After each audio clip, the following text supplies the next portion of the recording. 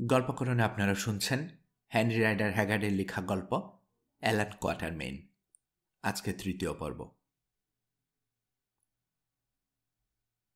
বলা বাহুল্য, মাসাই দেখার সাথে সাথে মিশনের সবাই আশ্রয় নিয়েছিল পাথরের দেয়ালটার ভেতরে। এখন একে একে বেরিয়ে আসতে লাগলো তারা। বাচ্চারা ছোট ছোট দলে বিভক্ত হয়ে কিচিরমিচির করছে। আলোচনার বিষয়বস্তু মাসাইদের চেহারা আর চালচলন। তাছাড়া ওরা ভেতরে ঢুকতে পারলে যে ভয়াবহ কাণ্ড ঘটাতে পারে তা নিয়ে একটা পরিকল্পনার চেষ্টা চলছে। আমস্ট্রোপ্লোগাসের প্ল্যান গৃহীত হবার সাথে সাথে মিস্টার ম্যাকেঞ্জি ডেকে পাঠালেন 12 থেকে 15 বছরের 4 জন চটপটে লোককে। মাসাইদের আড্ডার উপর সবসময় নজর রাখতে বললেন তাদের। কখন কি ঘটছে সে সংবাদও তৎক্ষণাৎ জানিয়ে দেবে তারা। তাছাড়া মাসাইরা যাতে আতর্কিত আক্রমণ চালাতে না পারে সেজন্য ছোকরা, এমনকি মেয়েদেরও বসিয়ে দেওয়া হলো দেয়ালের কাছে। এরপর বক্তব্য রাখার জন্য তার পুরো সমরশক্তি অর্থাৎ 20 জনকেই একত্রিত করলেন মিস্টার ম্যাকেঞ্জি। প্রকাণ্ড কৌনিফারটার গুরুর কাছে দাঁড়ালেন তিনি।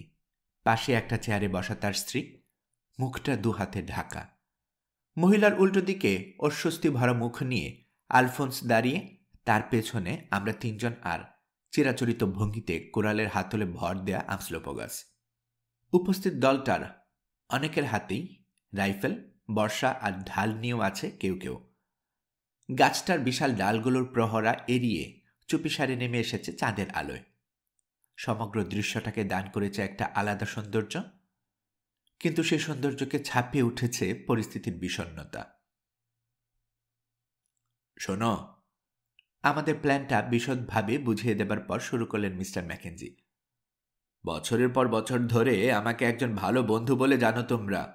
আমি তোমাদের রক্ষা করেছি, শিক্ষা দিয়েছি, কোনো ক্ষতি হতে দেইনি কখনো। আমার মেয়েকে, যাকে তোমরা শ্বেতপদ্ম বলে চোখের সামনে বেড়ে উঠতে দেখেছ, সে তোমাদের খেলার সাথী। অসুস্থতার সময় তোমাদের সেবা করেছে সে, তোমরাও তাকে ভালোবেসেছ।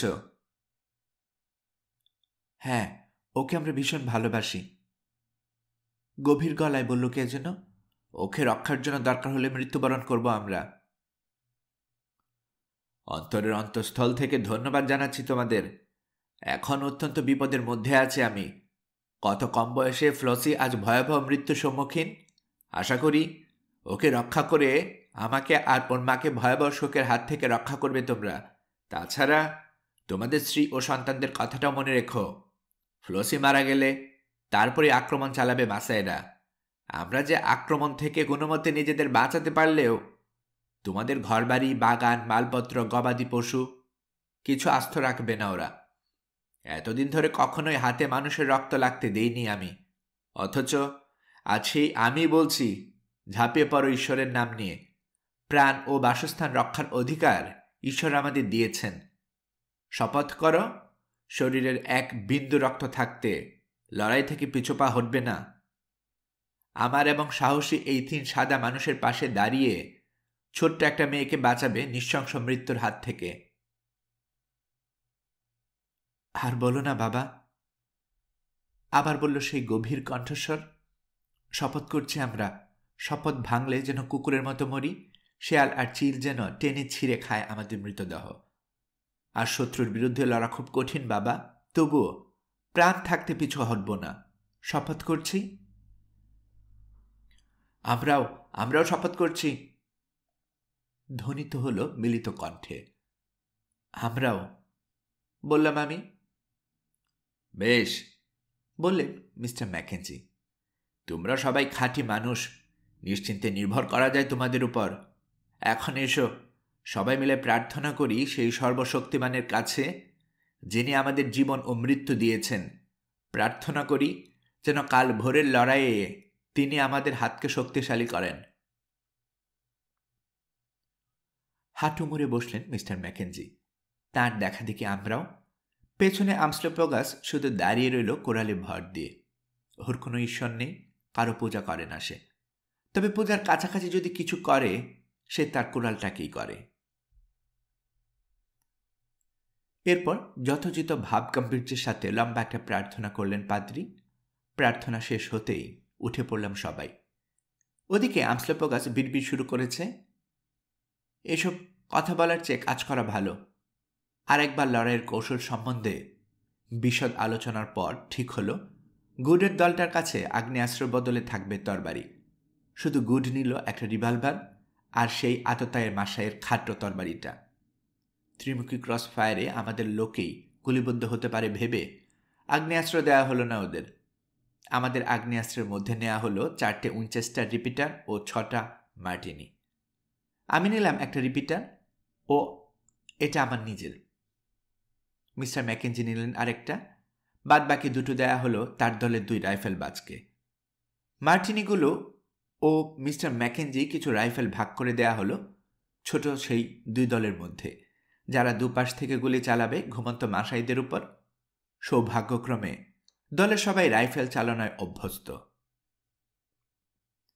আমস্লোপোগাস, স্যার হেনরি ও আসকারিটা নিল কোরাল। এরপর ঘরে গিয়ে ইংল্যান্ড থেকে আনা ছোট বাক্সটা খুললাম আমি। এর ভেতরে আছে 4টি ইস্পাতের বর্ম। প্রত্যেকটা বর্মের সাথে ইস্পাত বসানো একটা করে টুপি। এখন অবশ্য এসব বর্মের চল প্রায় উঠেই গেছে, কিন্তু ঠিকমতো খরচা করলে বার্মিংহামে কারিগরেরা এখনো ভালো জিনিসেই সরবরাহ করে। আমি যে বর্মটা নিলাম সেটার ওজন 7 পাউন্ড। স্যার হেনরির বর্মটার ওজন একটু বেশি, 12 পাউন্ড। কারণ হাঁটুর উপরিভাগ রক্ষার জন্য বিশেষভাবে নির্মিত বর্মটার ঝোল আমারটার চেয়ে বেশি। বুলেটের এই যুগে এরকম বর্ম আলোচনার হয়তো হাস্যকর, বুলেট আটকানোর ক্ষমতাও নেই এগুলোর। কিন্তু লড়াইটা যখন আফ্রিকায়, তখন কুরাল বা অ্যাসগাই এর বিরুদ্ধে এই বর্ম যথেষ্ট কার্যকরী। আমার মাঝে মধ্যে মনে হয় আফ্রিকায়, বিশেষ করে জুলুল্যান্ডে পাঠানো সৈন্যদের মধ্যে ইংরেজ সরকার যদি এই ধরনের বর্ম বিতরণ করত, তাহলে তাদের অনেকেই ব্যাঘরে প্রাণ দিতে হতো না। স্যার হেনরিকে বললাম, এর একটা বর্ম আমস্লোপোগাসকে দিলে কেমন হয়? সাথে সাথে তিনি রাজি হলেন। আমস্লোপোগাসকে ডেকে কথাটা বলাতে সে বলল, 40 বছর ধরে নিজের চামড়ায় পরে লড়াই করে আসছে সে। এই শেষ বয়সে অযথা একটা লোহার চামড়া পরতে চায় না সে। আমি তখন বর্মাটা মেঝের উপর রেখে সর্বশক্তি দিয়ে একটা বর্ষা চালালাম। ইস্পাতে লেগে ঠিকরে পড়ল বর্ষাটা। বর্মের উপর দাগ পর্যন্ত পড়েনি দেখে যেন একটু প্রভাবিত হলো সে। আমি তখন বুঝিয়ে বললাম, সবসময় প্রাচীন সংস্কার আঁকড়ে থাকা কোনো কাজের কথা নয়। নতুন একটা জিনিস ব্যবহার করে যদি মূল্যবান প্রাণটা বাঁচে তাহলে ক্ষতি কি? তাছাড়া বর্ম পড়লে ঢাল ব্যবহার করতে হবে না, দুটো হাতেই কাজে লাগানো যাবে। গাইগুই করে শেষমেশ লোহার চামড়াটা পড়তে রাজি হলো আমস্লোপোগাস। এখন প্রায় 1টা বাজে। আমাদের গুপ্তচরেরা এসে জানালো ষাঁড়ের রক্ত এবং প্রচুর পরিমাণে মাংস খেয়ে আগুনের চারপাশে শুতে যাচ্ছে মাসাইরা। কিন্তু ক্রালের প্রত্যেকটা মুখে প্রহরী তারা ঠিকই রেখেছে। ক্রালের পশ্চিম দিকে যে দেয়াল, তার কাছে বসে আছে ফ্লসি, তার পাশে নার্স এবং একটা খোটায় বাঁধা সাদা গাধাটা। ফ্লসির 2 পা রশি দিয়ে বাঁধা, ওকে ঘিরে শুয়ে আছে মাসাইরা। আপাতত আর কিছু করার নেই বলে সামান্য কিছু খেয়ে কয়েক ঘন্টার জন্য শুয়ে পড়লাম আমরা। খাড়ার মতো মাথার উপর বিপদ ঝুলে থাকা সত্ত্বেও শটান মেঝেতে শুয়ে যেভাবে ঘুমিয়ে পড়ল আমস্লোপোগাস, তাতে ওর স্নায়ু শক্তির প্রশংসা না করে পারা যায় না। অন্যান্যদের কথা বলতে পারবো না, কিন্তু ঘুম এলো না আমার। এরকম পরিস্থিতিতে আমি সাধারণত একটু আতঙ্কিত থাকি। আজও তার ব্যতিক্রম হলো না। ঠান্ডা মাথায় গোড়া থেকে ভাবতে লাগলাম সব কিছু। তারপর মনে মনে স্বীকার করতে বাধ্য হলাম, ব্যাপারটা আমার মোটে ভালো লাগছে না। সব শুদ্ধ আমরা 30 জন, যাদের অধিকাংশেরই লড়াই করার অভিজ্ঞতা নেই। অথচ এই লোক নিয়েই আমরা লড়াই করতে যাচ্ছি আফ্রিকার সবচেয়ে সাহসী, হিংস্র ও ভয়ঙ্কর একটা উপজাতির 250 যোদ্ধার বিরুদ্ধে, যাদের আবার চারপাশ থেকে ঘিরে আছে পাথরের দেয়াল। আমাদের প্ল্যানটা পাগলামি ছাড়া আর কিছু নয়। আর মাসাই প্রহরীদের দৃষ্টি এড়িয়ে আমাদের অবস্থান নেওয়ার চিন্তাটা ঘুরোতর পাগলামির পর্যায়ে পড়ে। একটু সামান্য দুর্ঘটনা, যেমন হঠাৎ কোনো রাইফেল আওয়াজ হয়ে যাওয়া, ডেকে আনবে ভয়ঙ্কর বিপদ। সাথে সাথে ডেকে যাবে সমস্ত মাসাই, স্রেফ ছাতু হয়ে যাব আমরা। আমাদের একমাত্র আশা এখন নির্ভর করছে আচমকা ওদের ভরকে দেওয়ার উপর। খোলা একটা জানালা, যেটা দিয়ে বারান্দায় চোখ পড়ে, সেটার পাশে একটা বিছানায় শুয়ে শুয়ে এইসব অস্বস্তিকর ভাবনা ভাবছি। হঠাৎ কানে এলো অদ্ভুত এক ধরনের গঙ্গানি এবং ফুপিয়ে ফুপিয়ে কান্নার শব্দ। ব্যাপার কি? উঠে জানালা দিয়ে তাকালাম। বারান্দার শেষ প্রান্তে হাঁটু মেরে বসে বুক চাপড়াচ্ছে অস্পষ্ট একটা মূর্তি। আলফোন্স। ওর ফরাসি ভাষায় মাথামুন্ডু কিছুই বুঝতে না পেরে ডাকলাম ওকে। জানতে চাইলাম কি করছে সে। প্রার্থনা করছি মশিয়ে, দীর্ঘশ্বাস ছাড়ল সে। আজ ভোরে যাদের কচুকাটা করব তাদের আত্মার শান্তির উদ্দেশ্যে। আচ্ছা, বললাম আমি। ভালো ভালো, প্রার্থনা করা খুবই ভালো, কিন্তু কাজটা একটু আস্তে করলে হয় না? চলে গেল আলফোন্স। গঙ্গানির শব্দ আর শুনতে পেলাম না। ধীরে ধীরে বয়ে চলেছে সময়। অবশেষে জানালা পথে মিস্টার ম্যাকেঞ্জি সাড়া পাওয়া গেল। রাতের এই নিস্তব্ধতার মধ্যেই কাজ সারতে হবে সম্পূর্ণ নিঃশব্দে। 3টে, ফিসফিস করে বললেন তিনি। 3:30 রওনা দেওয়া উচিত। তাকে ভেতরে আসতে বললাম। পরিস্থিতি এরকম না হলে হয়তো অট্ট হাসি দিয়ে উঠতাম তার লড়াইয়ের সাজ দেখে। পাদ্রীদের লম্বা ঝুলের কালো কোট এবং চওড়া কানওয়ালা কালো ফেল্ট হ্যাট পরেছেন তিনি। এগুলো পরার একমাত্র কারণ এই কালো রং মিশে যাবে রাতের কালোর সাথে। হাতে আমাদের দেয়া উইনচেস্টার রিপিটার, কোমরের বেল্টে গোজা বাকথর্নের হাতলের একটা বিরাট মাংস কাটার ছুরি আর লম্বা নলের একটা কোল্ড রিভলভার। আমাকে তাকিয়ে থাকতে দেখে বললেন, ছুরিটা দেখেছেন? মনে হয় সামনাসামনি লড়াইয়ের সময় এটা খুব কাজে দেবে। ওটা দিয়ে অনেক শোর মেরেছি আমি।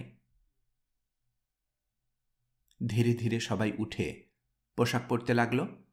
কলি রাখার বাড়তি পকেট ও রিভলভার বাঁধার সুবিধার্থে বর্মাটার উপর একটা নরফোর্ক জ্যাকেট পরলাম আমি। গুডও তাই করল, কিন্তু বর্ম, ইস্পাত বসানো টুপি এবং নরম চামড়ার একজোড়া জুতো ছাড়া আর কিছুই পরলেন না স্যার হেনরি। হাঁটুর নিচে থেকে পাটা পর্যন্ত সম্পূর্ণ খোলা থাকল। বর্মের বাইরে কোমরের রিভলভারটা বেঁধে নিলেন তিনি। ওদিকে প্রকাণ্ড গাছটার নিচে অন্যান্য লোকগুলোর খবরদারি করছে আমস্ট্রোপোগাস।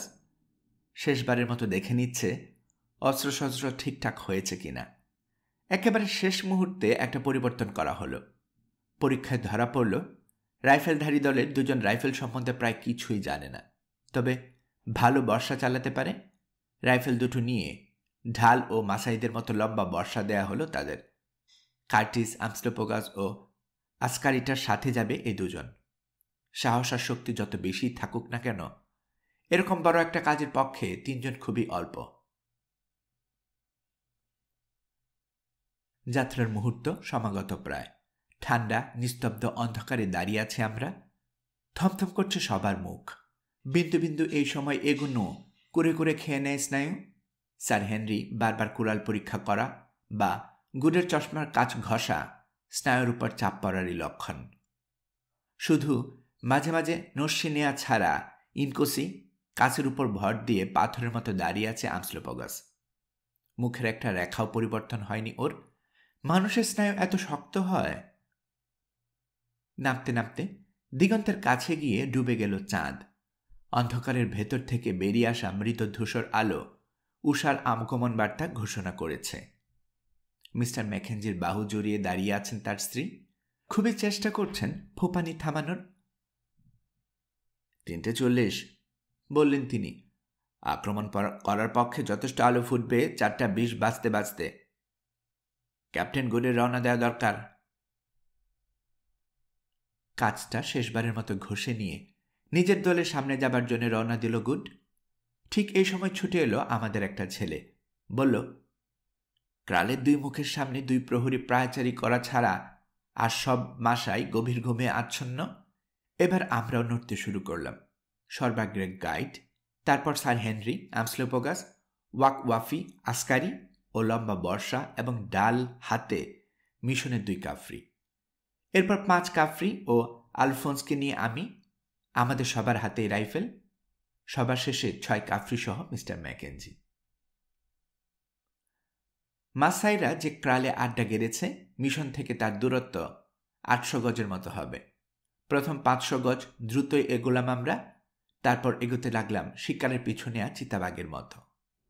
এক ঝোপ থেকে আরেক ঝোপ, এক পাথর থেকে আরেক পাথর, ভূতের মতো ভেসে চললাম আমরা। একবার পেছনে ফিরতেই দেখি ফ্যাকাশে মুখে কাঁপতে কাঁপতে আসছে আলফোন্স। তার রাইফেলটা সম্পূর্ণ উদ্যত অবস্থায় আমার পিঠের দিকে চেয়ে আছে। সাথে সাথে থেমে সেফটি অন করে দিলাম, তারপর এগিয়ে চললাম আবার। ক্রালের 100 গজের মধ্যে পৌঁছতেই আলফোন্সের দাঁতে দাঁতে বাড়ি লেগে ঠকাঠক শব্দ শুরু হয়ে গেল। শব্দ থামাও, নইলে তোমাকে খুন করব, হিংস্র ভঙ্গিতে ফিসফিসিয়ে বললাম আমি। এ কথা ভাবাও কঠিন যে শুধুমাত্র কারো দাঁত খটখটানির জন্যে আমাদের সবাইকে মরতে হবে। এই আপদকে তো রেখে আসা ভালো ছিল। পারছি না মশিয়ে, বলল সে, ভীষণ শীত। এ তো মহা ঝামেলায় পড়া গেল। হঠাৎ মনে পড়ল রাইফেল সাফ করা একটা ন্যাকড়া আছে পকেটে। এটা মুখে গোজো। ন্যাকড়াটা ওকে দিয়ে আবার ফিসফিস করে বললাম আমি। আর একটা শব্দ করেছ কি, সাথে সাথে শেষ করে দেব তোমাকে। মুহূর্তে ন্যাকড়াটা মুখে পড়ল আলফোন্স, থেমে গেল খটখটানি। এবার নির্বিঘ্নে এগিয়ে চললাম আমরা। অবশেষে ক্রালের 50 গজের মধ্যে গিয়ে উপস্থিত হলাম। আমাদের মাঝে এখন শুধু একটা ঘাসের ঢাল, একটা লজ্জাবতী আর গোটা 2 কাটা ঝোপ ছাড়া জায়গাটা প্রায় ফাঁকা। আমরা এখনো মোটামুটিভাবে ঘন ঝোপের আড়ালে আছি। আলো ফুটতে শুরু করেছে, আবছাভাবে ক্রালটা দেখতে পাচ্ছি আমরা। মাসাইদের আগুনের ক্ষীণ আভাসও পাওয়া যাচ্ছে। প্রহরীটার অপেক্ষায় রইলাম আমরা। একটু পরে দেখা গেল তাকে, মুখের কাটা ঝোপের কাছে পায়চারি করছে। আশা করেছিলাম ত্রন্দ্রার ঘরেই ধরা যাবে তাকে, কিন্তু বেশ ভালোভাবেই জেগে আছে ব্যাটা। ওকে খতম করার কাজটা নিঃশব্দে সারতে না পারলে সর্বনাশ হয়ে যাবে। কিছুক্ষণ প্রহরীটার গতিবিধি লক্ষ্য করলাম আমরা। হঠাৎ একটা সংকেত দিয়েই বুকে হেঁটে সাপের মতো নিঃশব্দে এগোতে লাগলো আমস্লোপোগাস। প্রহরীটা আমাদের মুখোমুখি হতেই থেমে পড়ে, আবার মুখ ঘোরাতেই এগিয়ে চলে। গুনগুন করে সুর ভাজছে অসতর্ক প্রহরী। লজ্জাবতী ঝোপটার কাছে গিয়ে থামল আমস্লোপোগাস। তখনও পায়চারি করছে প্রহরী। আমস্লোপোগাস কাটা ঝোপটার আড়ালে যেতেই ঘুরল সে। কাটা ঝোপটার দিকে তাকাতে ওর ষষ্ঠ ইন্দ্রিয় বলল, কোথায় যেন কি একটা গোলমাল হয়েছে। এক ধাপ এগিয়ে গেল সে, থেমে হাই তুলল, তারপর নিচু হয়ে একটা নুড়ি তুলে নিয়ে ছুড়ল ঝোপটার দিকে। আমস্লোপোগাসের মাথার দিকে আঘাত হানল নুড়িটা। ভাগ্যিস বর্মে লেগে ঢং করে ওঠেনি, কোনো অঘটন হয়নি। এ ব্যাপারে নিশ্চিত হয়ে অনুসন্ধান কার্য থেকে বিরত হল প্রহরী। বর্ষায় ভর দিয়ে চেয়ে রইল ঘাসের দিকে। মিনিট 3 ঠায় দাঁড়িয়ে রইল সে। উদ্বেগে অস্থির হয়ে উঠলাম আমরা। যে কোনো মুহূর্তে আমাদের অস্বস্তি প্রকাশ হয়ে পড়তে পারে বা ঘটে যেতে পারে দুর্ভাগ্যপূর্ণ কোনো ঘটনা। আবার মৃদু শব্দ উঠতে শুরু করেছে আলফোন্সের দাঁতের। ভয়ঙ্কর চেহারা করে তাকালাম চারদিকে। তবে আমার অবস্থা বিশেষ ভালো নয়। টের পাচ্ছি সরসর করে নামতে শুরু করেছে ঘামের ধারা। শেষ পর্যন্ত অবসান হলো এই কঠিন শাস্তির। প্রহরীটা তাকালো পূব দিকে। কাজ প্রায় শেষ হয়ে আসছে দেখে আনন্দিত হলো সে। তারপর শরীর গরম রাখার জন্য হাত দুটো ঘষে দ্রুত পায়চারি করতে লাগল। প্রহরীটা মুখ ঘুরিয়ে নেয়ার সাথে সাথে আবার নড়ে উঠল আমস্লোপোগাস। দ্বিতীয় কাটা ঝোপটার আড়ালে চলে গেল সে। ফিরে এসে কাটা ঝোপটা পেরিয়ে গেল অসতর্ক প্রহরী। ঘূর্ণাক্ষরেও জানতে পারিনি কি বিপদ ঘনিয়ে এসেছে তার উপর। নিঃশব্দে উঠে দাঁড়ালো আমস্লোপোগাস। 2 হাত বাড়িয়ে নিল প্রহরী। মুখটা কেবল ফেরাতে যাবে এমন সময় ঝাঁপিয়ে পড়ল বিশালদেহী জুলু। কয়েক মুহূর্ত মুচড়াতেই দেখা গেল কালো দুটো শরীরকে। তারপর বিদ্যুৎ বেগে পেছন দিকে হেলে গেল প্রহরীর মাথা। বিভৎস একটা শব্দ হলো মট করে। মাটিতে পড়ে গেল প্রহরীটা। মরণ যন্ত্রণায় খিঁচতে লাগলো হাত পা। হাঁটু মুড়ে এক মুহূর্ত শত্রুর শরীরটা পরীক্ষা করে আমাদের ইশারা করল আমস্লোপোগাস। 4 হাত পায়ে ভর করে একটা বানর বাহিনীর মতো এগিয়ে চললাম আমরা। ক্রালের কাছে পৌঁছতে দেখা গেল আক্রমণের আশঙ্কায় 4-5টা লজ্জাবতী ঝোপ দিয়ে মুখটা বন্ধ করে দিয়েছে মাসাইরা। আমাদের জন্য ব্যাপারটা বরং ভালোই, যত প্রতিবন্ধক থাকবে ততই দেরি হবে ওদের বেরোতে। এখানে এসেই বিভক্ত হয়ে পড়লাম আমরা। দল নিয়ে দেয়ালের আড়ালে আড়ালে বাদিকে এগিয়ে চললেন ম্যাকেঞ্জি। কাঠার বেড়ার দুপাশে গিয়ে দাঁড়ালেন স্যার হেনরি আর আমস্লোপোগাস। সামনে রইল 2 বর্ষাধারী আর আসকারিটা। আমার লোকজন নিয়ে আমি চললাম ক্রালের ডান দিকে। গন্তব্যের 2/3 গিয়ে থেমে উকি মারলাম দেয়ালের উপর দিয়ে। আলো বেশ ছড়িয়ে পড়েছে এখন। প্রথমে চোখ পড়ল সাদা একটা গাধা, তার কাছে শুকনো মুখে বসে আছে ফ্লসি। ওকে ঘিরে প্রায় নিবে আসা আগুনের পাশে শুয়ে ঘুমোচ্ছে জনা 25 মাসাই। মাঝে মাঝে 1-2জন হাই তুলে পূব দিকে তাকালো বটে, কিন্তু উঠল না কেউই। ভালোভাবে গুলি চালানোর জন্য এবং গুড ওর তার দলকে তৈরি হবার সুবিধা দেওয়ার জন্য আরও 5টা মিনিট অপেক্ষা করব বলে মনস্থ করলাম।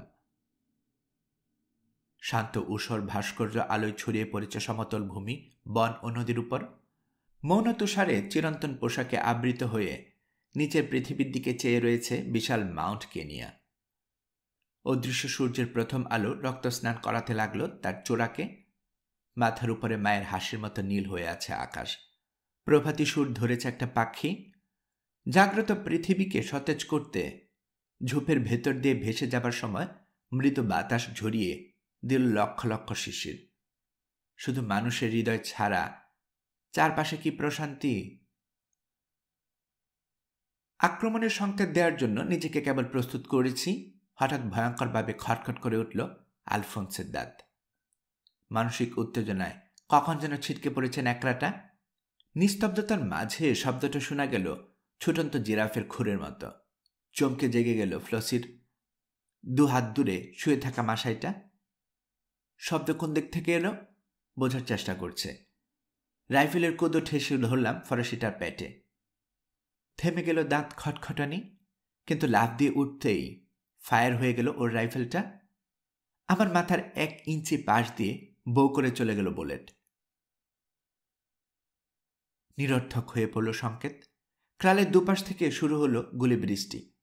ফ্লসির কাছেই মাসাইটা ঝাঁপিয়ে উঠতেই 1 গুলিতে শুইয়ে দিলাম। এই সময় ক্রালের অপর প্রান্ত থেকে ভেসে এলো গুডের দলের তীক্ষ্ণ ভয়ঙ্কর চিৎকার। সাথে সাথে দেখতে পেলাম এক অবিস্মরণীয় দৃশ্য। আতঙ্ক ও ক্রোধ মিশ্রিত গর্জন ছেড়ে 1 লাফে উঠে দাঁড়ালো ক্রালের সমস্ত মাসাই। গজখানেক না এগোতেই তাদের অনেকে লুটিয়ে পড়ল গুলির আঘাতে। 1 মুহূর্ত দাঁড়িয়ে রইল কিংকর্তব্য বিমূঢ় হয়ে। তারপর হুড়মুড় করে ছুটল সবাই কাটা ঝোপে বন্ধ মুখের দিকে। যত শিগগিরই সম্ভব গুলি চালাতে লাগলাম আমরা। ফাঁকা হয়ে গেল আমার 10 গুলির রিপিটার। গুলি ভরার জন্য রাইফেলটা খুলতেই মনে পড়ল ফ্লসির কথা। ওদিকে তাকাতেই দেখি হয় আমাদের বুলেট নয়তো মাসাইদের বর্ষার আঘাতে পড়ে গিয়ে হাত পা ছুটছে সাদা গাধাটা। আশেপাশে জীবিত কোনো মাসাই নেই। কালো নার্সটা উপর হয়ে একটা বর্ষা দিয়ে কেটে দিচ্ছে ফ্লসির পায়ের দড়ি। কাজ শেষ হতেই দৌড়ে গিয়ে দেয়ালের উপর উঠতে লাগলো সে। পিছে পিছে ফ্লসি। হঠাৎ দেখতে পেয়ে বর্ষা উঁচিয়ে ওদের দিকে ছুটে এলো 2 মাসাই। তাড়াহুড়া করে ওঠার চেষ্টায় ক্রালের ভেতরে পড়ে গেল ফ্লসি। প্রথম মাসাইটা প্রায় ওর উপরে এসে পড়েছে। এমন সময় পাজরে আমার 1 গুলি খেয়ে ছিটকে পড়ল খরগোশের মতো। ছুটে আসছে দ্বিতীয় মাসাই, কিন্তু খালি হয়ে গেছে আমার ম্যাগজিন। ফ্লসির এ মৃত্যু দেখতে পারবো না বলে মুখ ঘুরিয়ে নিলাম অন্যদিকে। আবার তাকাতে অবাক হয়ে দেখি 2 হাত মাথার উপর টলছে মাসাইটা। বর্ষা পড়ে আছে মাটিতে। হঠাৎ ধোয়ার একটা ক্ষীণ রেখা চোখে পড়ল, আর তখনই হুড়মুড় করে পড়ে গেল মাসাইটা। ফ্লসির ডেরিঞ্জারটার কথা মনে পড়ল আমার। 2টো নল একসাথে ফায়ার করেছে বলেই মাসাইটাকে থামাতে পেরেছে ও। সেই সাথে বেঁচে গেল এ যাত্রায়। বলতে যত সময় লাগলো ঘটনাটা ঘটতে সময় লেগেছে তার চেয়ে অনেক কম। সব শুধু 15 সেকেন্ড হবে। ম্যাগাজিন ভরে আবার গুলি চালাতে লাগলাম আমি। তবে এবার মাসাইদের ঝাঁকের উপর নয়। দেয়াল টপকে যারা পালাবার চেষ্টা করছে গুলি করলাম তাদেরকে। এভাবে গুলি চালাতে চালাতে ক্রালের ডিম্বাকৃত বাঘটার কাছে পৌঁছে গেলাম আমি। গুডের দলে তারা খেয়ে 200 মাসাই গিয়ে জড়ো হলো কাটার বদ্ধ মুখটার কাছে। গুডদের তীব্র চিৎকারে 10 জনের বদলে ওদেরকে নিশ্চয়ই বিরাট একটা দল বলে ভুল করেছে মাসাইরা। কাটার উপর দিয়ে লাফ দিল এক মাশাই, কিন্তু মাটিতে নামার আগেই স্যার হেনরির বিরাট কুড়ালটা সাই করে নেমে এলো তার শিরনাস্ত্রের উপর। হুড়মুড় করে কাটার মাঝখানেই পড়ে গেল সে। এবার ভীষণ চিৎকার ছেড়ে ঝাঁপিয়ে পড়ল সবাই। দুলে উঠল স্যার হেনরির কোরাল, ঝলসে উঠল ইনকোসি কাস। মরতে লাগলো মাশাই। মৃতদেহগুলো আরও বন্ধ করে ফেলল জায়গাটা। যারা স্যার হেনরি ও আমস্লোপগাসের কোরাল এড়াতে পারল, তারা গিয়ে পড়ল আসকারিয়ার মিশনের 2 কাফরির হাতে। আর যারা এদেরকে এড়াতে পারল, তাদের অভ্যর্থনা জানালো মিস্টার ম্যাকেঞ্জি ও আমার গুলি। ক্রমেই ভয়ঙ্কর রূপ ধারণ করল লড়াই।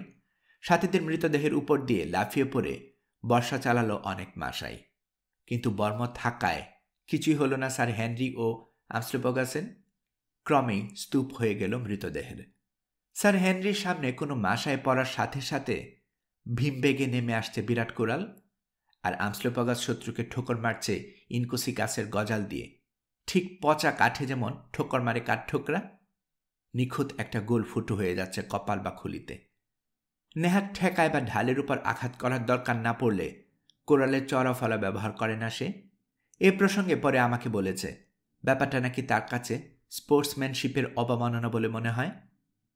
এদিকে দল নিয়ে গুড এত কাছে এসে পড়েছে যে আমাদের দলের গুলি বন্ধ করা উচিত। ক্রসফায়ারে ইতিমধ্যে মারা গেছে একজন। মরিয়া হয়ে ঝাঁপিয়ে পড়ে কাঠার বেড়া ও স্থূপীকৃত মৃতদেহ পেরিয়ে মাশাইরা এবার বেরিয়ে এলো বাইরে। শুরু হলো আমাদের মানুষ ক্ষয়ের পালা। পিঠে বর্ষা খেয়ে প্রথমে মারা পড়ল আশকারিটা, তারপর 2 বর্ষাধারী কাফরি, মাঝে মধ্যে 2-1টা করে মৃতদেহ পড়তে লাগলো। একবার মনে হলো বুঝি হেরে গেলাম আমরা। লড়াই এখন জয় পরাজয়ের দোলায় দুদুল্যমান। আমার লোকদের বললাম রাইফেল ফেলে দিয়ে ভিড়ের মধ্যে বর্ষা হাতে ঝাঁপিয়ে পড়তে। তৎক্ষণাৎ পালিত হলো আমার নির্দেশ। এতক্ষণে ওদের রক্ত সত্যি টকবক করে ফুটতে শুরু করেছে। মিস্টার ম্যাকেঞ্জির দলও অনুসরণ করল একই পথ। এতে করে কিছু ভালো ফল পাওয়া গেল, কিন্তু জয় পরাজয় তখনও অনিশ্চিত। বীরের মতো লড়াই করল আমাদের লোকেরা, মরল এবং মারল।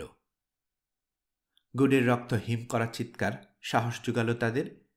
ওদিকে মেশিনের মতো ওঠানামা করছে 2 কোরাল, প্রত্যেকটা খুব বয়ে আনছে মৃত্যু বা পঙ্গুত্ব।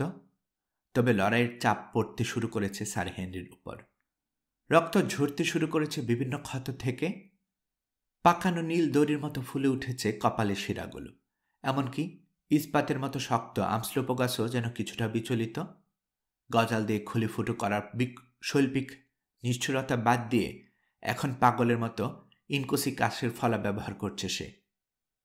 আমি ভিড়ের মধ্যে ঝাঁপিয়ে পড়িনি, সুযোগ মতো কোনো মাশাইকে ফাঁকায় পাবার সাথে সাথে গুলি করেছিলাম।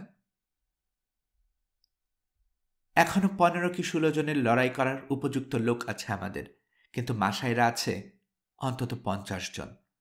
এখন ঠান্ডা মাথায় আক্রমণ চালাতে পারলেই চিরতরে লড়াইয়ের স্বাদ মিটে যাবে আমাদের। সৌভাগ্যক্রমে আতর্কিত আক্রমণ হবার ঘোরটা এখনো কাটেনি তাদের। অস্ত্রশস্ত্র ফেলেই পালিয়ে গেল অনেকে। 2-1 জন করে মাশাই প্রবল পরাক্রান্ত লড়াই চালিয়ে গেলেও পরাজয়ের আশঙ্কা আর নেই আমাদের। একজন মাশাই আচমকা ঝাঁপিয়ে পড়ল মিস্টার ম্যাকেঞ্জির উপর। বেল্ট থেকে মাংস কাটার ছুরিটা খুলে নিলেন তিনি। রিভলভারটা আগেই ছিটকে পড়ে গেছে কোথাও। প্রচণ্ড লড়াই শুরু হয়ে গেল দুজনের মধ্যে। উৎকণ্ঠায় শুকিয়ে গেছি আমি। হঠাৎ ঘটল একটা অদ্ভুত কাণ্ড। জানি না কেন নিজের জায়গা থেকে এগিয়ে এসে এক মাশাইয়ের মুখোমুখি হলো আমস্লোপগাস। দুজনেই লড়াইয়ে মত্ত। এমন সময় আরেক মাশাই সর্বশক্তি দিয়ে বর্ষা চালালো আমস্লোপগাসের বুক লক্ষ্য করে। বর্মের উপর পড়ে ছিটকে গেল বর্ষাটা। আতঙ্ক ও বিস্ময়ে হতবুদ্ধ হয়ে এক মুহূর্তে তাকিয়ে রইল মাশাইটা। তারপরে চেঁচিয়ে উঠল গলা ফাটিয়ে, এরা শয়তান, জাদুকর, জাদুকর। তাৎক্ষণিক আতঙ্কে বর্ষাটা একদিকে ছুড়ে দিয়ে পালাতে শুরু করতেই আমার বুলেট ছুঁয়ে দিল ওকে। আমস্লোপগাসও ঘিলু বের করে দিল ওর শত্রুটার। আতঙ্ক ছড়িয়ে পড়তে লাগলো অন্যান্য মাশাইদের মধ্যে। জাদুকর, জাদুকর চিৎকার করে উঠল ওরা। মনোবল ও তেজ সম্পূর্ণ হারিয়ে ছুটোছুটি করতে লাগলো চারদিকে। এমনকি ঢাল ও বর্ষা ছুঁড়ে ফেলল অনেকে। লড়াইয়ের শেষ অংশের বর্ণনা দেব না আমি, শুধু বলবো হত্যাকাণ্ডটি ছিল ভীষণ ও ভয়ঙ্কর। তবে একটা ঘটনার বর্ণনা না দিয়ে পারা যায় না। মনে যখন কেবল আশা জাগছে লড়াই বুঝি শেষ, বেঁচে গেলাম এ যাত্রায়, এমন সময় পড়ে থাকা মৃতদেহগুলোর মধ্য থেকে লাফিয়ে উঠল সম্পূর্ণ অক্ষত এক মাশাই। স্তূপীকৃত মৃতদেহ আর মুমূর্ষদের ডিঙ্গিয়ে সোজা আমার দিকে ছুটে আসতে লাগলো সে। চিনতে পারলাম মাশাইটাকে। গতরাতে দূত হয়ে এসেছিল। হঠাৎ দেখি ওর পেছন পেছন বিদ্যুৎ বেগে ছুটে আসছে আমস্লোপগাছ। মাশাইটা যখন বুঝল দৌড়ে কোলে ওঠা যাবে না, ঘুরে মুখোমুখি হলো আমস্লোপগাছের। ওই ওই, উপহাসের চিৎকার করে উঠল আমস্লোপগাছ। ওই তো গতরাতে সেই ব্যাটা দূত মুখোমুখি হতে চায় সে জুলু সর্দার আমস্লোপগাছের। তোর ইচ্ছে পূরণ করবো আজ, শপথ করেছিলাম টুকরো টুকরো করবো তোকে। দেখ এখনই পালন করবো সেই শপথ। রাগের নাদ কিরমির করল মাশাইটা, তারপর ছুটে গেল বর্ষা বাগিয়ে। চট করে পাশ কাটালো আমস্লোপগাছ, দু হাতে চেপে ধরল ইনকুসিকাস, উঠে গেল উপরে। পর মুহূর্তেই তীব্র গতিতে নেমে এলো কুড়ালটা। মাথা ও একটা বাহু প্রায় বিচ্ছিন্ন হয়ে গেল মাশাইটার। উফ! শত্রুর মৃতদেহের দিকে তাকিয়ে উল্লাসে চেঁচিয়ে উঠল আমস্লোপগাছ। জব্বর মেরেছি কোপটা।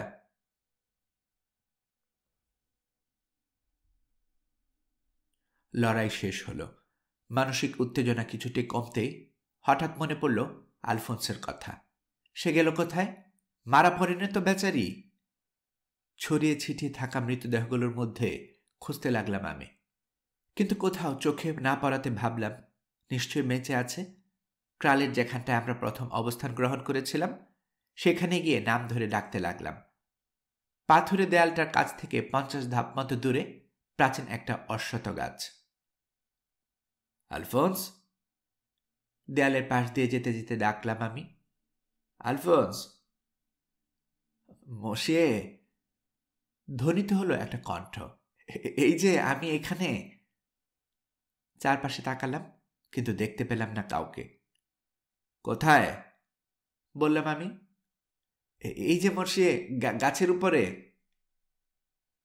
গুড়ি থেকে ফুট 5 উপরে একটা গর্তের ভেতর থেকে উকি মারছে ফ্যাকাশে একটা মুখ, যার বিরাট গুফের এক প্রান্ত কাটা। বেরিয়ে এসো, বললাম আমি। লড়াই শেষ মশিয়ে? উৎকণ্ঠিত স্বরে জানতে চাইল সে। একদম শেষ? হ্যাঁ, বেরিয়ে এসো শয়তান কোথাকার। মশিয়ে, আমার প্রার্থনা তাহলে কাজে লেগেছে, এই বেরোলাম। অন্যদের সাথে মিলিত হবার জন্য এগোচ্ছি আমরা। হঠাৎ ঝোপের আড়াল থেকে বেরিয়ে এলো একটা মাশাই, তেড়ে এলো আমাদের দিকে। সাথে সাথে ঝেড়ে দৌড় লাগালো আলফোন্স। পিছে পিছে মাশাইটা। কেবল বর্ষা চালাবে এমন সময় আমার বুলেট গিয়ে আঘাত হানল মাশাইটার পিঠে। হুড়মুড় করে পড়ে গেল দুজনেই, প্রথমে আলফোন্স, তার উপরে মাশাই। এমন তীক্ষ্ণ কয়েকটা চিৎকার ছাড়ল আলফোন্স যে মনে হলো মরার আগে মরানাঘাত হেনেছে মাশাই। ছুটে গিয়ে টেনে সরিয়ে দিলাম মৃতদেহটা। সারা শরীরে রক্তাক্ত, নিচে পড়ে থেকে আলফোন্স কেঁপে কেঁপে উঠছে বৈদ্যুতিক শক লাগা ব্যাঙের মতো। আহা বেচারি, ভাবলাম আমি। শেষ পর্যন্ত এই ছিল ওর ভাগ্যে। হাঁটু মুড়ে বসলাম ক্ষতস্থান পরীক্ষা করার জন্য। ওহ পিঠে ফুটু! চিৎকার ছাড়ল সে। মেরে ফেলেছে, মারাই গেছি আমি। কোনো ক্ষতস্থান আমার চোখে পড়ল না। চোখেতে বুঝলাম ব্যাপারটা আসলে কিছুই হয়নি ওর, আতঙ্কে এমন করছে। ওঠো, ধমক দিলাম আমি। ওঠো, কিছুই হয়নি তোমার, এভাবে চেঁচাতে লজ্জা করছে না? ধর্মর করে উঠে পড়ল সে। আমি কিন্তু ভেবেছিলাম মশিয়ে মারাই গেছি। ক্ষমা প্রার্থনা সুরে বলল সে। বুঝতেই পারিনি, আমরাই জিতেছি, আমি জিতেছি। মাশাইটা মৃতদেহে লাথি চালিয়ে সে উল্লাসে বলে উঠল, হাল লড়বি কালো কুত্তা? যারা জুড়ি আজ শেষ তোর। ভীষণ ঘৃণায় মুখ ফিরিয়ে নিয়ে রওনা দিলাম ক্লাডের বড় মুখটার দিকে। পিছে পিছে ছায়ার মতো আসতে লাগলো আলফোন্স। প্রথমে চোখে পড়ল মিস্টার ম্যাকেঞ্জিকে। উরুতে রুমাল জড়িয়ে বসে আছেন একটা পাথরের উপর। রুমালটা ভিজে উঠেছে রক্তে। হাতে এখনো ধরে আছে মাংস কাটার ছুরিটা। ভীষণভাবে বেঁকে গেছে সেটা। কটা মেন, কাঁপা কাঁপা গলায় বললেন তিনি। শেষ পর্যন্ত জিতেছি আমরা। মাসাইটাকে মারতে গিয়ে দেখুন আমার সবচেয়ে ভালো ছুরিটা কেমন বেঁকে গেছে। মৃগরোগীর মতো হেসে উঠলেন তিনি। লড়াইটা ভীষণভাবে ক্রিয়া করেছে তার উপর। সারা জীবন যার শান্তি নিয়ে কারবার, তার কি আর এসব সাজে?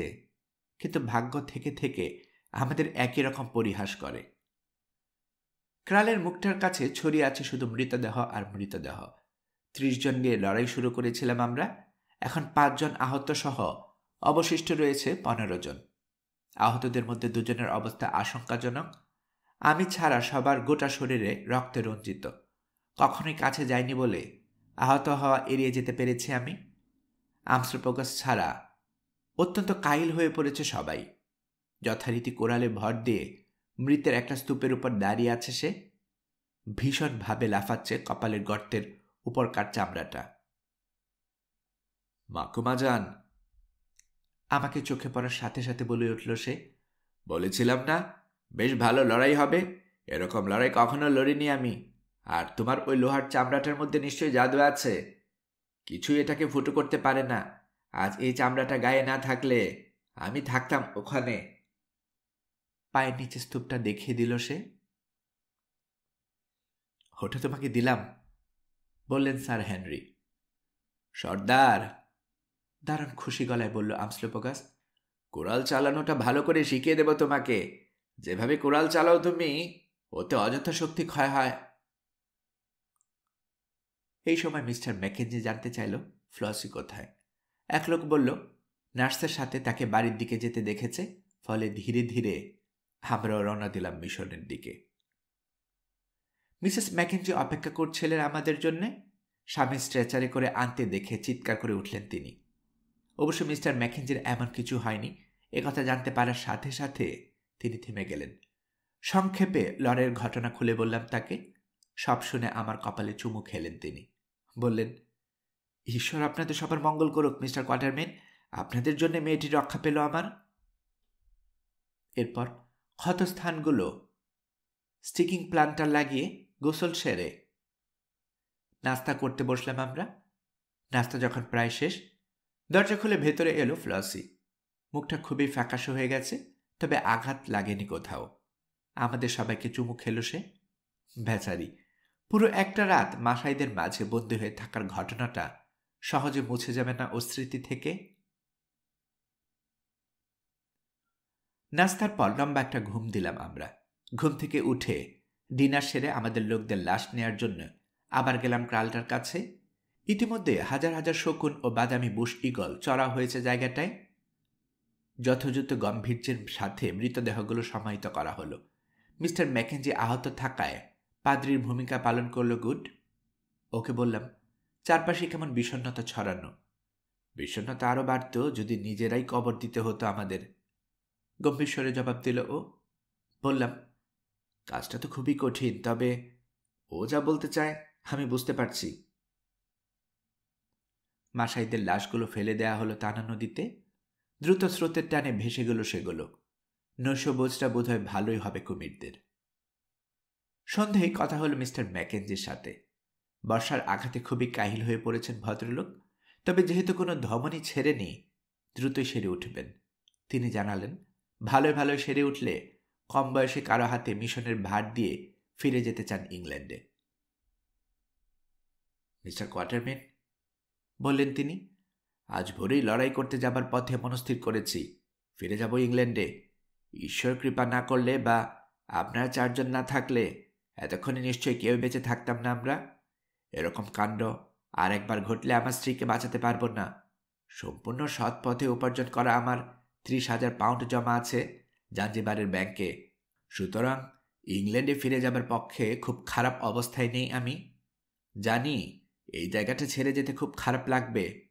ঊষর প্রান্তে গোলাপ ফোটানোর মতো করে জায়গাটা গড়ে তুলেছে আমি। তাছাড়া নিজ হাতে শিখিয়ে পড়িয়ে নেওয়া মানুষজনকে ছেড়ে যাওয়া অত্যন্ত কষ্টকর। তবুও যেতে আমাকে হবেই।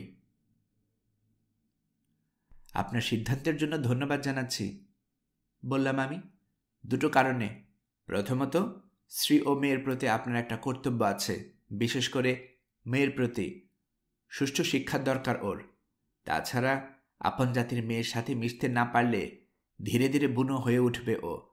দ্বিতীয়ত, আজ হোক কাল হোক প্রতিশোধ নেবেই মাসায়েরা। নিঃসন্দেহে কিছু মাসায় পালিয়ে গেছে, যারা পৌঁছে দেবে সংবাদ। আপনাদের সম্পূর্ণ নির্মূল করার জন্যে আরও অনেক বড় দল পাঠিয়ে দেবে ওরা। ঘটনাটা ঘটতে হয়তো 1 বছর দেরি হবে, কিন্তু ঘটবেই। ঠিকই বলেছেন, জবাব দিলেন পাদ্রী।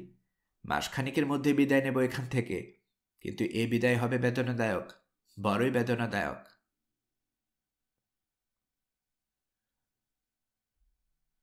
সপ্তাহখানিক পরে নৈশভোজ সারছি আমরা।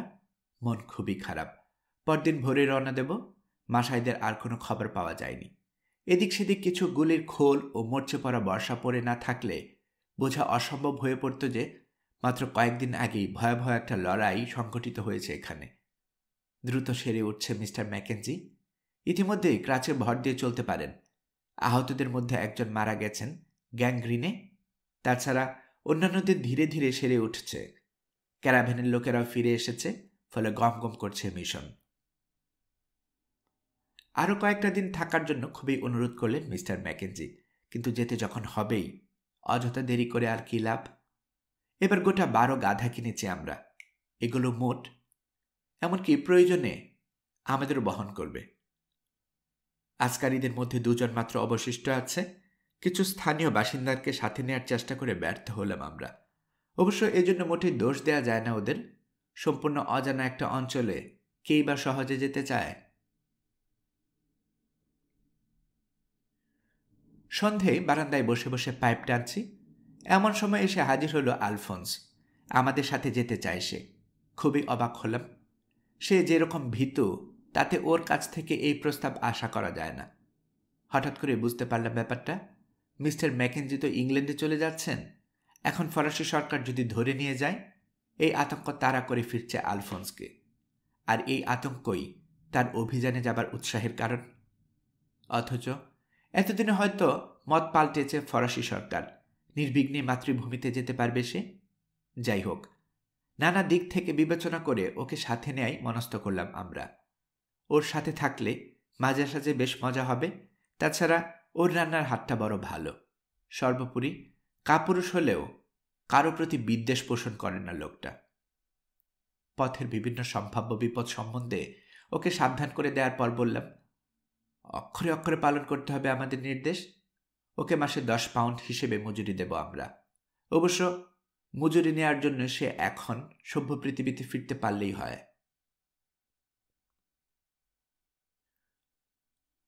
চটপট আমাদের প্রত্যেকটা শর্তে রাজি হয়ে গেল সে।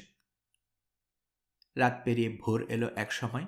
গাধার পিঠে মালপত্র বাঁধা ছাটা শেষ হলো 7টায়। বিদায়ের ক্ষণ উপস্থিত। বিদায় নেওয়া খুবই বিষণ্ণ একটা কাজ, বিশেষ করে সেই বিদায় যদি নিতে হয় ফ্লোসির মতো কোনো মেয়ের কাছ থেকে।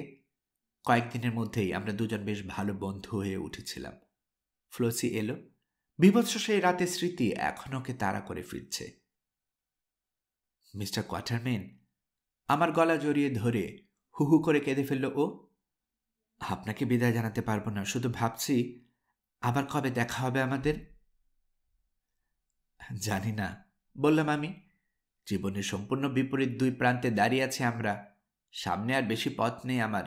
যা কিছু তার প্রায় সবই অতীতে। কিন্তু তোমার সামনে আছে সুখী দীর্ঘ পথ। প্রায় সবকিছুই অপেক্ষা করে রয়েছে ভবিষ্যতে। ধীরে ধীরে বড় হয়ে উঠবে তুমি। এখানকার জীবন তখন মনে হবে সুদূরের কোনো স্বপ্ন। কিন্তু আশা করি আমাদের দেখা যদি আর নাও হয়, তোমার এই বুড়ো বন্ধুটার কথা মনে রাখবে তুমি। সবসময় ভালো থাকার চেষ্টা করবে ফ্লসি। চেষ্টা করবে সঠিক পথে চলতে, কারণ যে যাই বলুক, পৃথিবীতে ভালো জিনিসই সবসময় সুখের। স্বার্থপর হবে না, আর যখনই সম্ভব হবে মানুষের দিকে বাড়িয়ে দেবে সাহায্যের হাত। যদি এসব করতে পারো, অধিকাংশ মহিলার মতো অর্থহীন জীবন কাটাতে হবে না তোমাকে। যাক, আদিকালের বুড়োর মতো অনেক তেতো পেঁচাল পারলাম। এবার কিছু মিষ্টি কথা বলি। এই যে 1 টুকরো কাগজ দেখছো, এটা একটা চেক। আমরা যাবার পর তোমার বাবাকে দিও এটা। একদিন তোমার বিয়ে হবে, সেদিন এটা দিয়ে একটা উপহার কিনে নিও তুমি। উপহারটা তুমি পড়বে, হয়তো তোমার মেয়েও পড়বে একদিন, আর এর মাধ্যমে মনে রাখবে শিকারী কোয়াটারমেনকে। আবার কেঁদে উঠল ফ্লসি। আমাকে একগুচ্ছ চুল উপহার দিল সে, যেগুলো এখনো আমার কাছে আছে। চেকটা 1000 পাউন্ডের।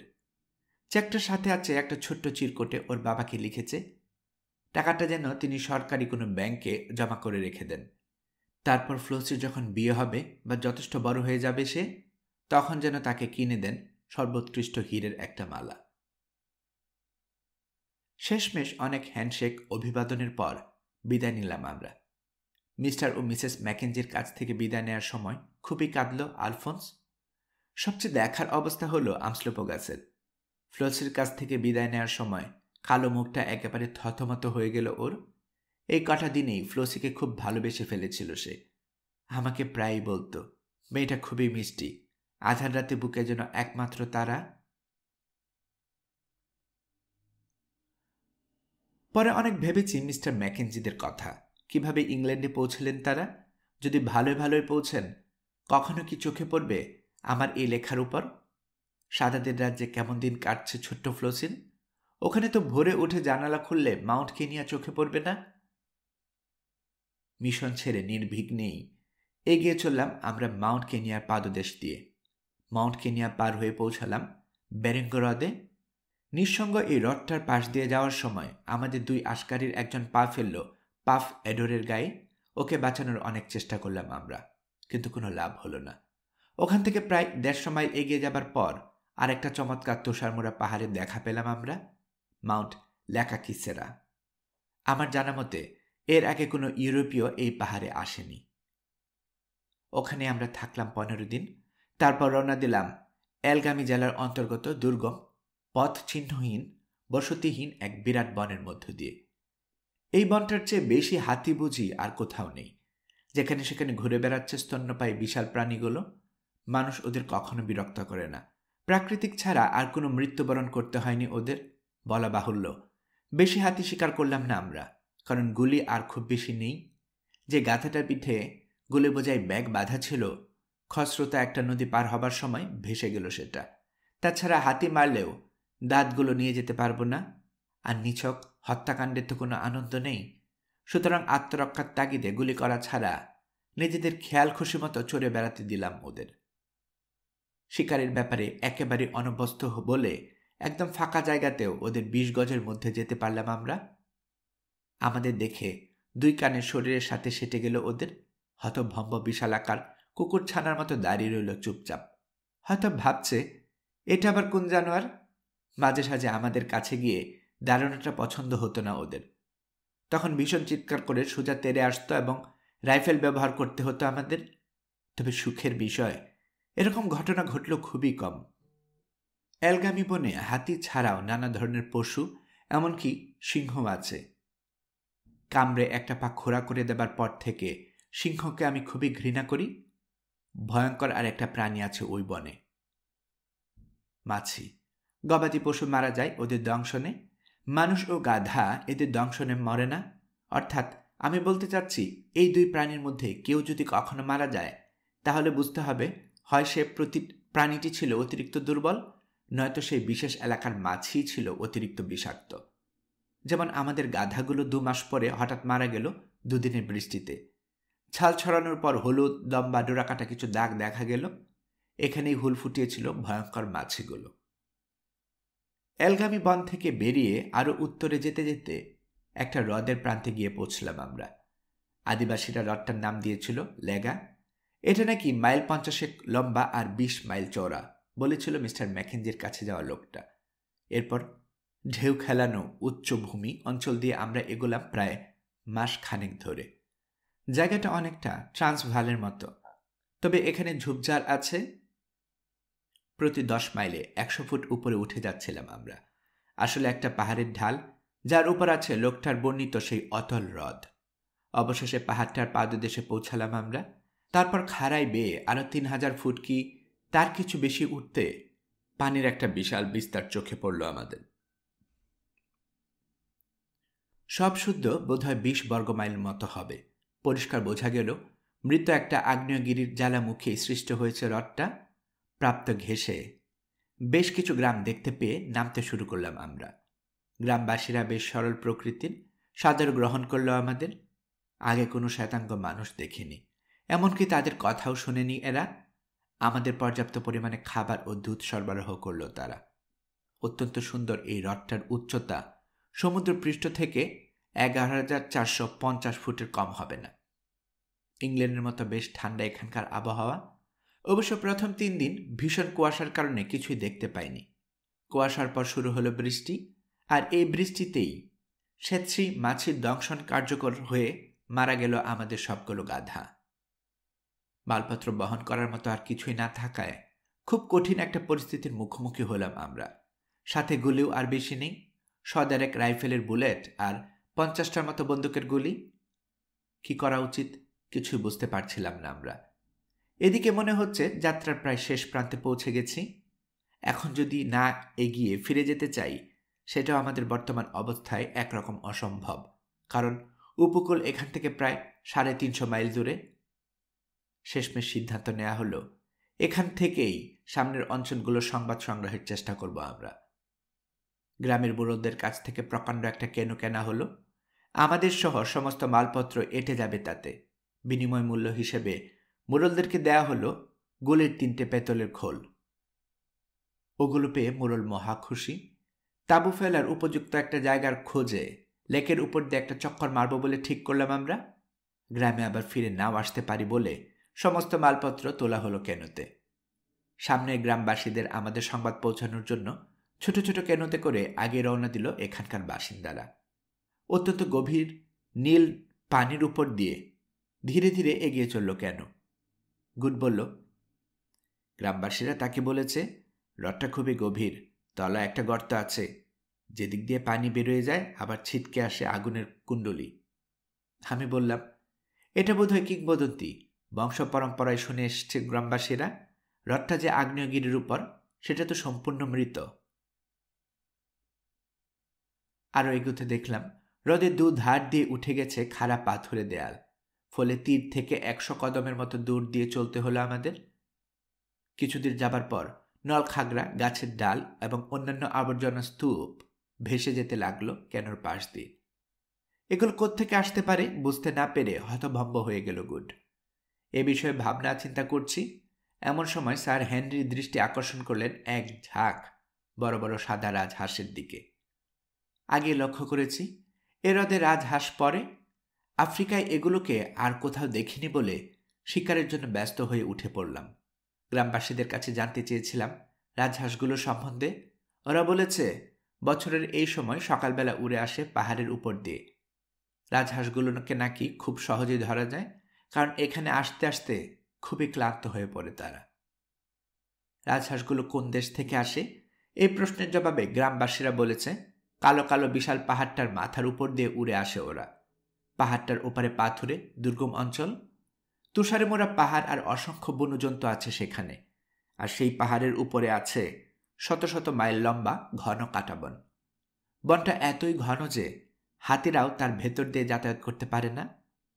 এরপর জানতে চেয়েছি পাহাড় ও কাঁটাবনের উপর সাদা মানুষ থাকে, এমন কথা ওরা কখনো শুনেছে কিনা। জবাবে ওরা হেসেছে। পরে এক থুরথুরে বুড়ি ছোটবেলায় তার দাদির মুখে শোনা এক গল্প শুনিয়েছে আমাকে। তার দাদার দাদা নাকি যুবক বয়সে মরুভূমি, পাহাড় এবং কাঁটাবন পার হয়ে গিয়ে একটা সাদা জাতির দেখা পায়, যাদের বাড়িঘর পাথরের তৈরি। গল্পটা প্রায় 250 বছর আগের হলেও আমাদের বর্তমানে শোনা গল্পের সাথে এর মিল আছে। আর এতে করে গুজবটার মধ্যে যে অন্তত কিছুটা সত্যতা আছে, এ ব্যাপারে প্রায় নিশ্চিত হয়েছে আমি। সেই সাথে প্রতিজ্ঞা করেছি এই রহস্যের শেষ আমি দেখবই। রাজহাঁসগুলোর পিছু নিলাম আমরা। ক্রমে ওরা ভেসে চলল পাথরের দেয়ালের দিকে। অবশেষে ওদের 40 গজের মধ্যে গেল কেন।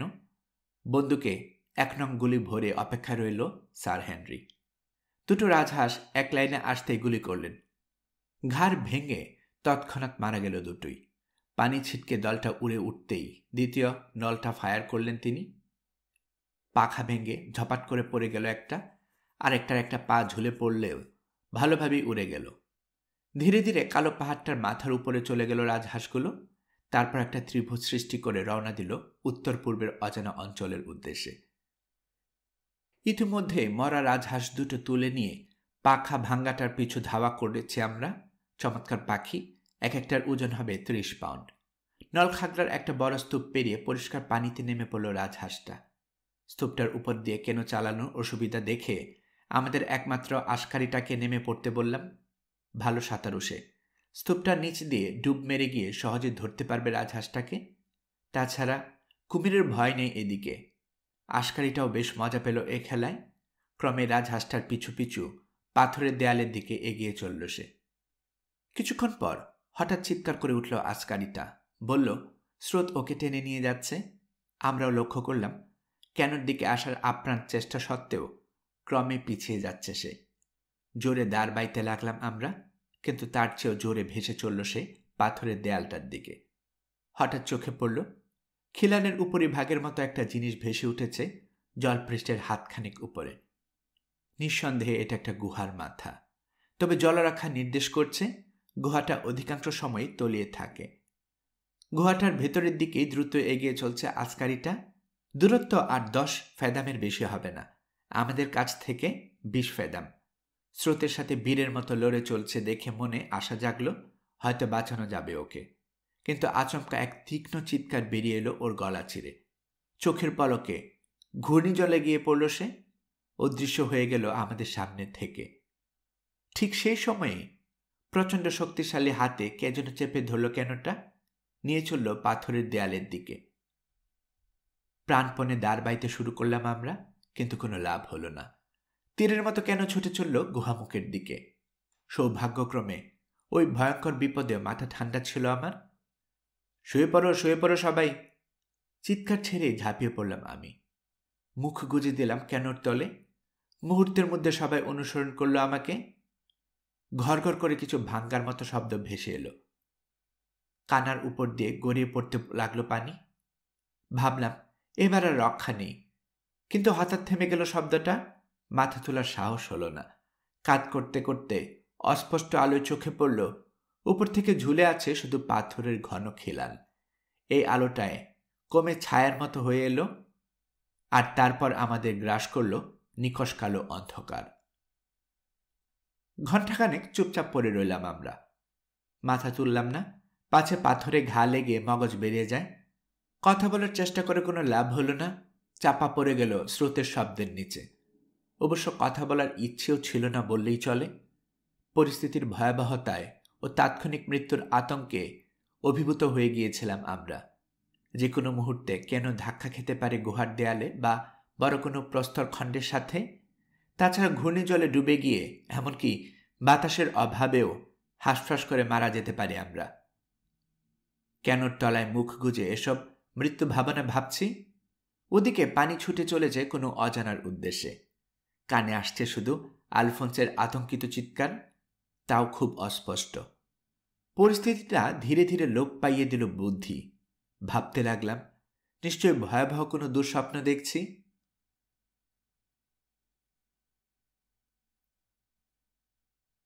গল্পকরণে এতক্ষণ আপনারা শুনছিলেন হ্যানি রাইডার হ্যাগার্ডের লেখা গল্প অ্যালান কোয়াটারমেইনের 3য় পর্ব। আমি নিয়মিতভাবে গল্প পাঠ করে আপনাদেরকে শোনাচ্ছি। গল্প পাঠ ভালো লেগে থাকলে আমার এই গল্পটি আপনার বন্ধুবান্ধব প্রিয়জন সবার কাছে শেয়ার করবেন, তাতে করে তারা এই গল্পটি শোনার সুযোগ পাবে। আপনারা ভালো থাকবেন সেই প্রত্যাশা এখানে বিদায় নিচ্ছি।